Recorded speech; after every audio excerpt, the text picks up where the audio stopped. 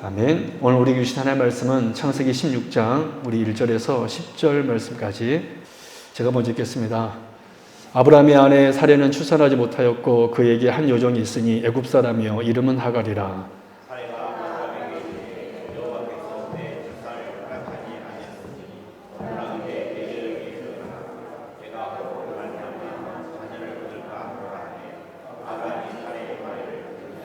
아브라함의 아내 사레가 그 여종 애굽 사람 하갈을 데려다가 그 남편 아브라함에게 첩으로 준 때는 아브라함이 가나안 땅에 거주한 지 10년 후였더라.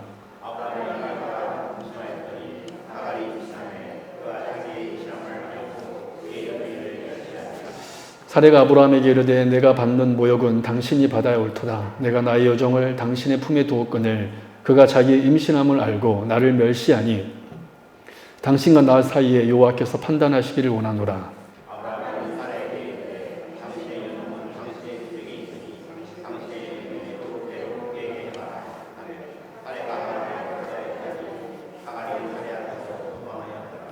여호와의 사자가 광야의 샘물 곁 곧 술길 샘 곁에서 그를 만나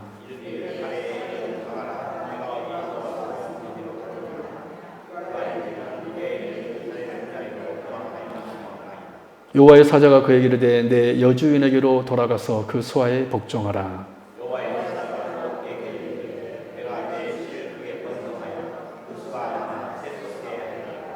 아멘. 네, 할렐루야. 오늘 오신 여러분들 진심으로 환영하고 축복합니다. 날씨가 많이 또 이렇게 푹해져서 오늘 되게 후덥지근하더라고요. 근데 참 감사한 것은 2층을 보니까 되게 시원하죠. 네. 4층은 오늘 되게 후덥하더라고요. 요즘 보니까 우리 성도님들 중에 코로나 걸리신 분들이 또 생기더라고요. 항상 건강 유의하시고 이렇게 하나님 안에서 늘 사는 우리 성도님들 될 수 있기를 바랍니다. 우리는 지난주 아브람과 사라의 불신앙의 모습을 통하여서 창세기 16장에 나오는 아브람과 사라의 불신앙의 모습을 통하여 믿음이 되어 생각해 볼 수 있었습니다. 여러분, 믿음 없음은 상황 때문에 하나님의 말씀을 믿지 못하는 것이 바로 믿음 없는 거라 그랬습니다. 반면 믿음은 어떠한 상황에서도 하나님의 말씀을 중요한 것은 전적으로 신뢰하는 것이 믿음이라고 그랬습니다. 그러므로 믿음의 본질이라는 것은 뭐냐면 로마서의 말씀처럼 만물이 주에게서 나오고 주로 만미암고 주에게로 돌아갑니다 라고 고백하는 삶이 믿음이라는 것입니다. 우리의 모든 삶이 주에게서 나오고 주로 말미암고 주에게로 돌아갑니다. 즉 하나님의 뜻 안에서 모든 것이 이루어짐을 알고 하나님께 전적으로 신뢰하고 의지하는 것, 이것이 바로 믿음이라는 것을 우리가 지난 시간 말씀을 통하여서 보았습니다. 오늘은 창세기 16장에 나오는 아브람과 사라의 이 불신앙 그 두 번째 시간으로 특별히 오늘은 본문에 기록된 세 단어, 본문에 기록된 이 세 단어를 중심으로 해서 첫 번째로 구원에 대해서 우리가 살펴보고 두 번째 주제로 믿음에 대해서 오늘 또 살펴보도록 하겠습니다. 오늘 이 시간 우리가 말씀 들을 때 큰 깨달음이 있고 더욱더 하나님 안에서 우리가 믿음 생활을 잘할 수 있는 저와 여러분 될 수 있기를 진심으로 바랍니다. 첫 번째, 우리의 첫 번째 주제는 우리의 불신실함에도 불구하고 하나님의 언약은 변하지 않습니다. 우리의 불신실함에도 불구하고 구원은 변하지 않습니다. 첫 번째 주제입니다. 우리가 4절, 6절, 그리고 9절 말씀에 기록된 우리가 세 단어를 중심으로 오늘 살펴볼 텐데 먼저 우리 4절 말씀 한번 보도록 하겠습니다. 4절 같이 읽어볼까요? 시작. 아브라함이 하갈과 동침하였더니 하갈이 임신하매 그가 자기의 임신함을 알고 그의 여주인을 멸시한지라. 여러분, 우리가 이 말씀에서 특별히 주목할 단어가 뭐냐면 멸시라는 단어입니다. 우리 설교 노트에 나와 있죠. 멸시, 히브리어 칼날이라는 단어입니다. 칼날, 멸시라는 단어. 여러분, 지금 이 4절의 상황은 어떤 상황입니까? 아브라함이 하갈과 동침하였습니다. 그러자 하갈이 아이를 임신하였습니다.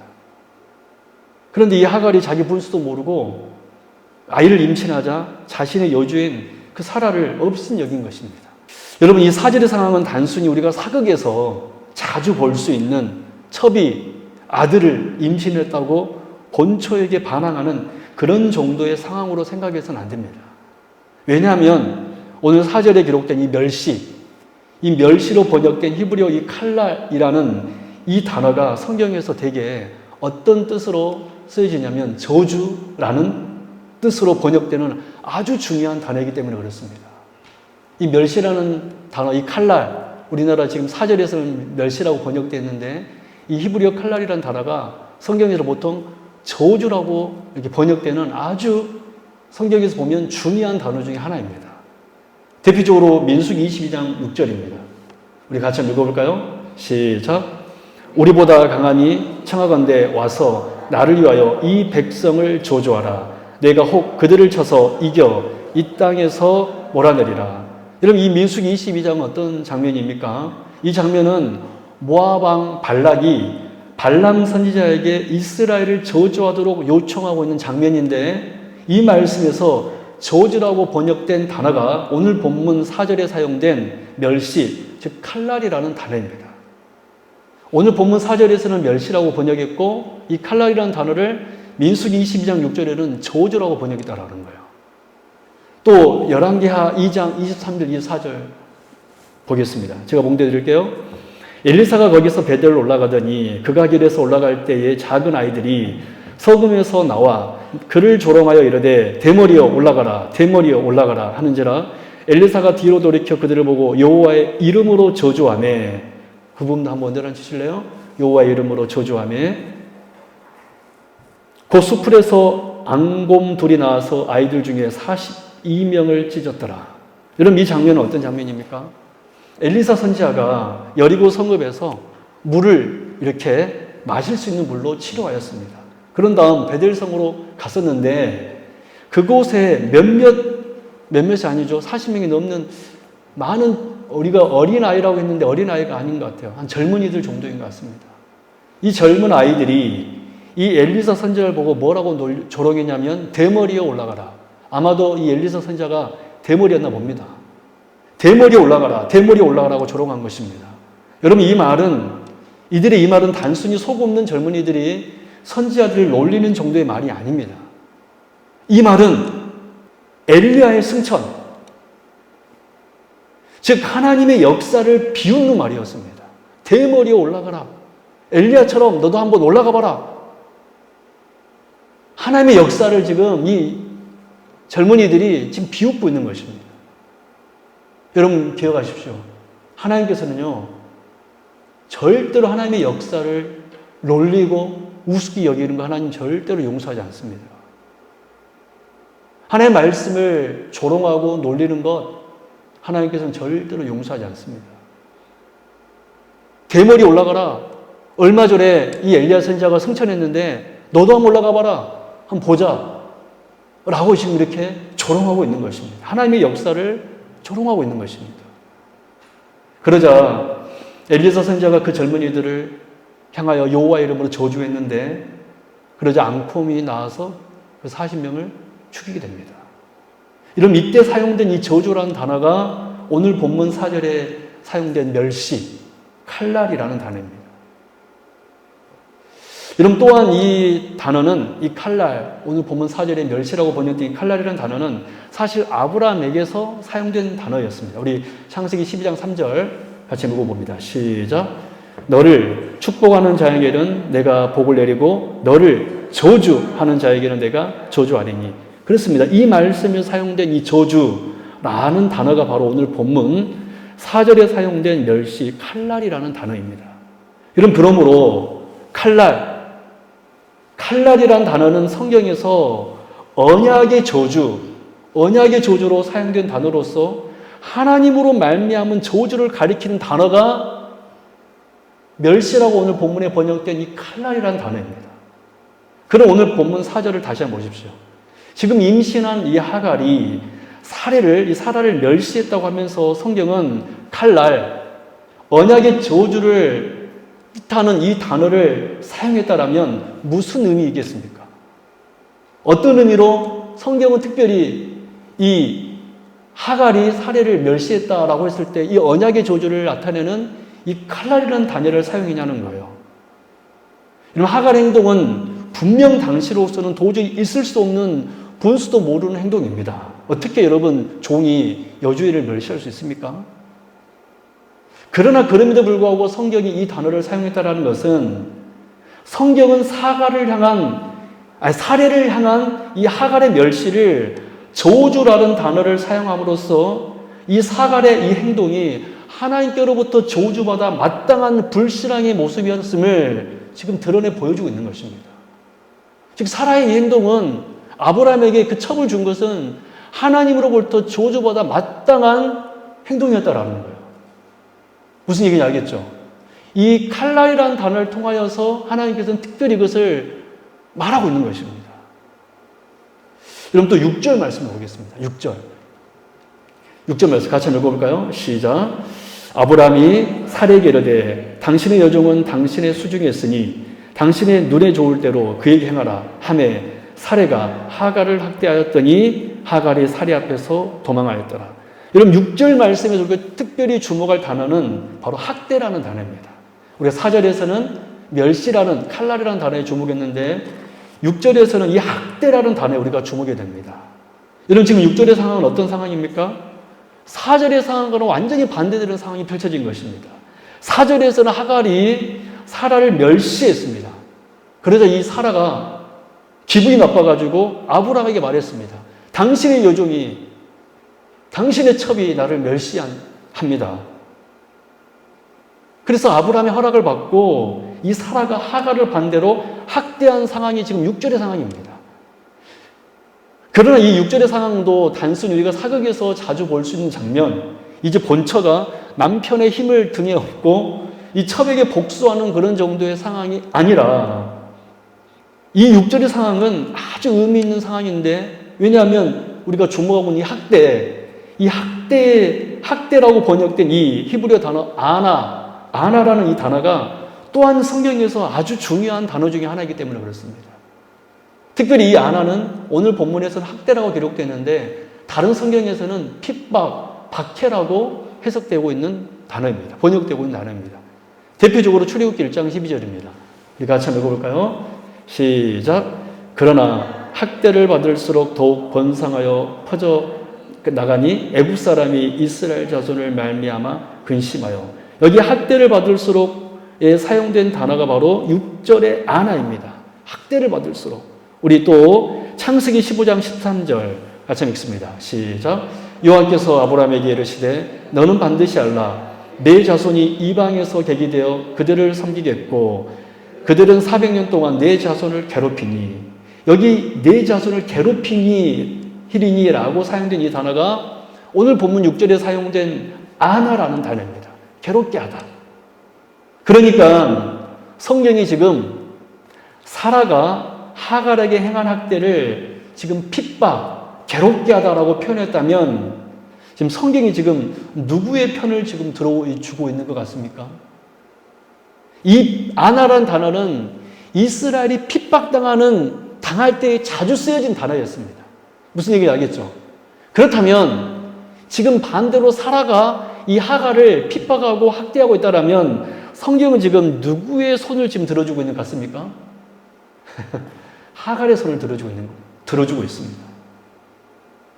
놀랍게도 성경은 사라가 아닌 하갈의 손을 들어주고 있는 것입니다. 오히려 성경은 이 핍박이라는 단어를 사용하면서 너는 지금 하갈을 핍박하고 있다 라고 지금 성경은 이 아나라는 단어를 통하여서 사라에게 철저하게 회개하고 반성할 것을 지금 요청하고 있는 것입니다. 너는 지금 하갈을 박해하고 있다. 괴롭게 하고 있다.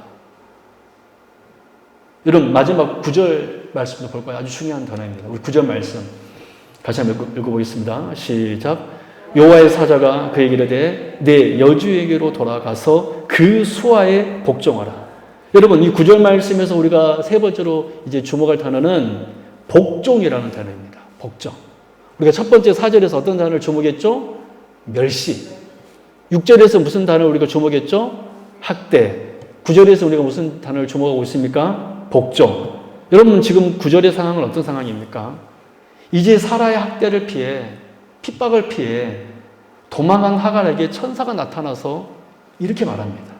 내 여주에게로 돌아가서 그 수하에 복종하라. 여러분 그런데 우리가 주목할 것은 여기 복종이라고 번역된 이 단어가 우리나라 성경에서는 9절에 이 복종이라고 번역된 이 단어가 아까 우리 6절에서 살펴본 학대, 히브리어 아나라는 단어와 똑같습니다. 즉 6절에서는 학대라고 번역했고 9절에서는 놀랍게 똑같은 아나인데 어떤 단어로 번역했어요? 복종. 말하자면 9절 말씀 직역하면 이렇게 직역할 수 있습니다. 너는 하가라, 너는 내 여주에게로 가서 다시 핍박을 받아라. 6절에 그 학대라는 단어로 해석하면 그렇게 해석할 수 있다는 거예요. 사랑 여러분, 우리가 지금까지 세 단어를 우리가 살펴보았습니다. 그래서 우리가 세 단어를 통하여서 누가 지금 잘못하고 있는가를 우리가 보았습니다. 하갈에 대한 살해의 학대를 성경은 부당한 핍박이라고 여기고 있습니다. 그런데 왜 하갈에게 지금 하나님께서는 사라에게 다시 돌아가서 복종, 핍박을 받으라고 지금 말하고 있을까요? 분명히 이 하라와 사갈이 사이에 물론 하갈도 뭐 주인을 없인 여기기 때문에 잘한 것은 아니지만 전체적인 맥락을 볼 때 하나님께서 오히려 더 사라를 더 질책하고 있는 것입니다. 이 세 단어를 사용함으로써 사라야 너는 잘못된 일을 했기 때문에 언약의 저주를 받아 마땅하다라고 말씀하셨고 또 학대라는 단어를 통하여서 왜 너 하갈을 학대하느냐 라고 또 책망했고 그런데 왜 마지막 이 복종이라는 단어를 통하여서 왜 하갈에게 다시 사라에게 돌아가서 핍박을 받아라 라고 말했냐는 것입니다. 분명히 사라가 잘못을 했는데 여러분 이 말씀을 통하여 특별히 이 구절에 있는 복종이라고 번역된 이 아나라는 단어를 통하여서 우리가 알 수 있는 영적 메시지가 무엇입니까? 그것은 바로 사라의 믿음이 연약함에도 불구하고 사라의 믿음이 연약함에도 불구하고 하나님께서는 아브라함과 사라과 언약을 맺었기 때문에 그 사라의 연약함에도 불구하고 사라의 잘못했음에도 불구하고 하나님께서는 아브라함과 사라를 통한 그 언약은 변하지 않음을 지금 우리에게 말씀하고 있는 것입니다. 여러분 사실 우리가 지금까지 살펴본 대로 하나님께서는 분명 사라의 행동에 대해서 지지하지 않았습니다.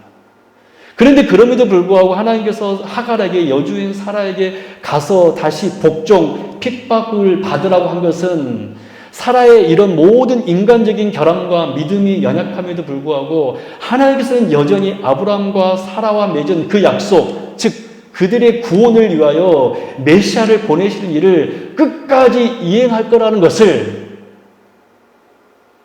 이 복종이라는 단어를 통하여서 우리에게 말씀하고 있는 것입니다. 여러분 이해하시겠습니까? 정말 여러분들이 이것을 이해했으면 좋겠어요. 우리 하나님 지금 성경의 이 세 단어를 통하여서 사라가 분명 잘못했음에도 불구하고 다시 하갈한테 너 하갈아 너 다시 사라한테 돌아가서 복종, 핍박을 받아라 라고 했던 것은 사라의 연약함에도 불구하고 믿음 약함에도 불구하고 잘못함에도 불구하고 아브라함과 사라를 통한 하나님의 계획은 변하지 않는다는 것입니다. 할렐루야. 여러분 사실 이것이 저와 여러분들에게 얼마나 큰 위로가 되는지 모릅니다. 왜 위로가 됩니까? 우리도 여전히 사라와 같은 사람들이기 때문에 그래요. 여러분 솔직히 한번 우리 한번 봅시다. 우리 자신을 한번 봅시다. 우리는 사라보다 더 의로운 사람들입니까? 여러분 만약 우리의 어떤 모습을 통하여서 행동을 통하여서 언행을 통하여서 생각을 통하여서 하나님께서 저와 여러분의 구원을 철회해 버린다면 어떻게 될까요? 과연 우리 중에 과연 구원이 남아있을 수 있는 사람이 있을까요? 우리는 그만큼 의로운 사람들입니까? 우리의 믿음 없음에도 불구하고 연약함에도 불구하고 연약한 모습만 하나님께서 판단해서 우리를 정죄해버린다면 과연 우리 중에 이 자리에 앉아있을 사람이 과연 몇 명이나 되냐는 거예요. 사라는 분명히 잘못했습니다. 사라는 그 행동, 옳은 행동 아니었습니다. 그녀는 끝까지 언약을 붙들어 했었습니다. 아브라함과 너 사이에 자식을 줄 거다. 그 사이를, 너 둘 사이를 통해서 내가 언약을 이룰 것이다. 라는 이 약속을 끝까지 붙들어야 되는데, 이 사라는 아주 인간적인 방법, 그것도 악한 방법을 통하여서 애굽 여인을 아브라함에게 주므로. 그러나 그럼에도 불구하고 하나님께서는 아브라함과 사라와 맺은 그 약속을 지키셨습니다. 버리지 않았습니다. 그 사라를 버리지 않았다라는 거예요. 우리 사랑하는 성도 여러분, 저와 여러분이 오늘 이렇게 주께 나와 예배 드릴 수 있는 것, 저와 여러분이 지금 주의 이름을 부를 수 있는 것, 절대 우리의 의 때문이 아닙니다. 우리의 믿음 때문이 아닙니다. 우리가 정말로 연약함에도 불구하고 우리를 향한 하나님의 무조건적인 사랑이 있었기 때문에, 할렐루야. 그 사랑이 있었기 때문에 저와 여러분이 지금 이 자리에 앉아 하나님 앞에 예배할 수 있었던 것이지, 우리 하나님께서 정말 우리의 삶의 모습을 정말 눈꽃처럼 불꽃처럼 바라보다가 잘못한 걸 쓰면 그때마다 우리를 정죄했다라면 과연 우리가 이 자리에 앉아있을 수 있냐라는 거예요. 여러분, 옛날 나답과 아비후가 있었어요. 아론의 아들들이었습니다. 그 사람들이 이 제사장 임직을 받았는데 술을 마신 것 같아요. 그러다가 술 취해서 반드시 이 분향단은 번제단에서 불씨를 가지고 와서 그 불씨로 분향을 해야 됐었습니다. 그럼 이들이 번제단의 불이 아닌 다른 불로 분향하다가 어떻게 되었습니까? 즉결 심판받았어요. 여러분, 어떻게 보면 실수한 거 아닙니까?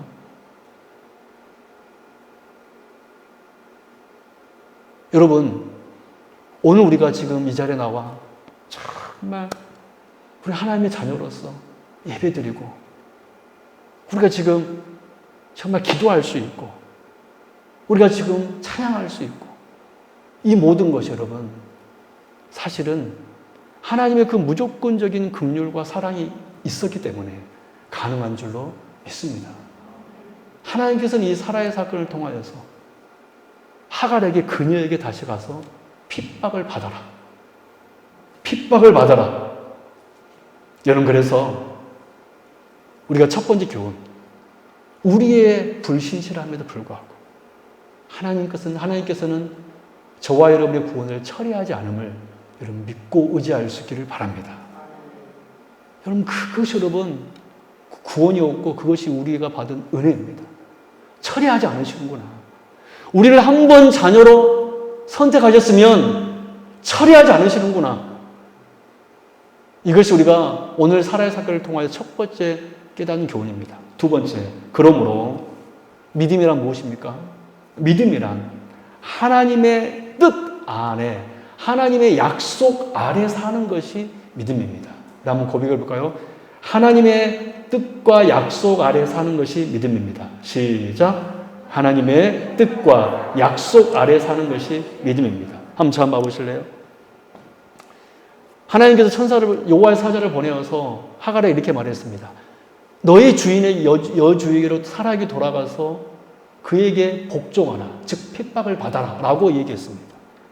그렇다면 이때 하갈이 복을 받으려면 하갈은 어떻게 해야 됐습니까? 어떻게 해야 됩니까?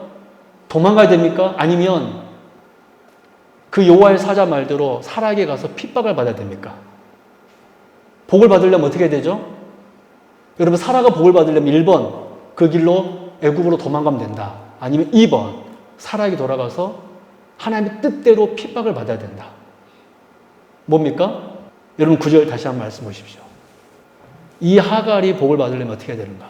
같이 읽겠습니다. 시작. 여호와의 사자가 그에게 이르되 내 여주에게로 돌아가서 그 수하에 복종하라. 여러분, 사라의 수하에 복종하는 것이 이 하갈이 복을 받을 수 있는 유일한 길이었습니다. 여러분, 제가 또 쉬운 예를 한번 들어볼까요?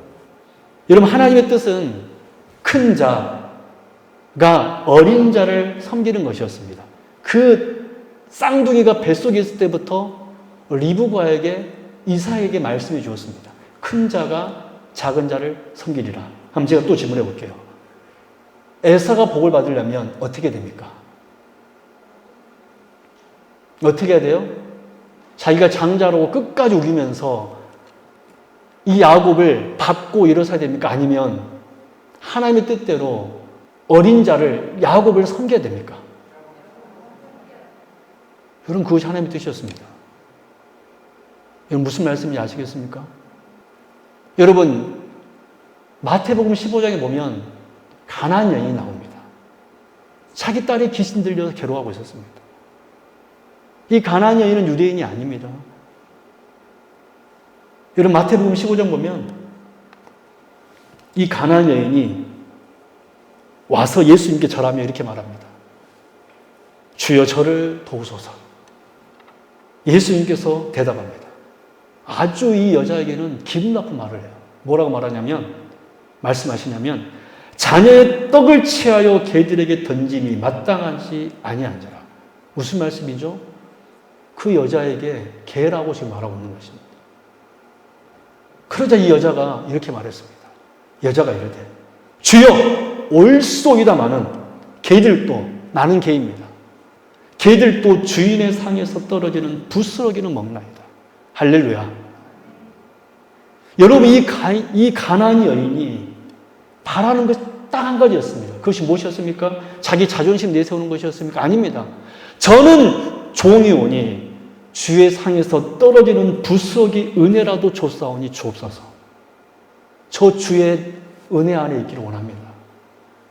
라고 기도했습니다. 그랬을 때 예수님께서 뭐라 그랬습니까?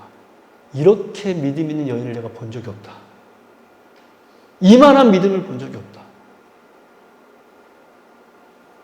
여러분, 마찬가지입니다. 하갈이 취할 유일한 행동은 무엇이냐면, 분명히 성경은, 하나님은 하갈보다 사라가 잘못했다고 분명히 말씀했습니다. 멸시라는 단어를 통하여서, 학대라는 단어를 통하여서, 그러나 그럼에도 불구하고 복종이라는 단어를 사용하시면서, 하갈아, 네가 복을 받으려면 누구에게로 가야 돼요? 사라에게로 가야 돼요. 왜 사라에게 가야 됩니까? 사라는 여러분 어떤 사람이냐면 약속을 받은 사람입니다. 할렐루야. 그럼 이게 중요한 거예요. 사라가 대단한 여인이어서 그거 아닙니다, 여러분. 하나님의 약속을 받은 사람이기 때문에 그 약속 안에 들어가지만이 하갈아, 네가 복을 받는다.